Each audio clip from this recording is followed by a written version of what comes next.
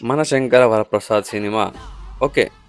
బావుంది. ఎంటర్‌టైనింగ్‌గా ఫ్యామిలీకి నచ్చే విధంగా ఎమోషన్స్ కొన్ని క్యారీ చేసుకుంటూ, ఆ కామెడీ టైమింగ్ చూసుకుంటూ, వింటేజ్ చిరంజీవి గారు ఏ విధంగా అయితే కామెడీ టైమింగ్ కావచ్చు, ఆ నసకడం కావచ్చు, ఈ సీన్స్ మెయిన్‌గా కాన్సంట్రేట్ చేసి వన్ మ్యాన్ షో లాగా చిరంజీవి గారితోనే సినిమా అంతా తిప్పేశారనమాట అనిల్ రావిపూడి గారు. అది మాత్రం పక్కా తెలిసింది. మధ్యలో గెస్ట్ క్యారెక్టర్ ఉంది. మన అనిల్ రావిపూడిది డాన్స్ వస్తది. సాంగ్ లాస్ట్‌లో వాళ్ళిద్దరు చేసేటప్పుడు, చిరంజీవి వెంకటేష్ చేసేటప్పుడు వస్తది.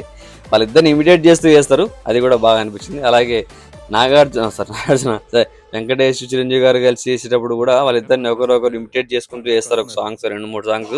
సో ఒకరినొకరు ఇమిటేట్ చేసుకుంటూ ఎక్కిరించుకుంటూ చేస్తారు అనమాట.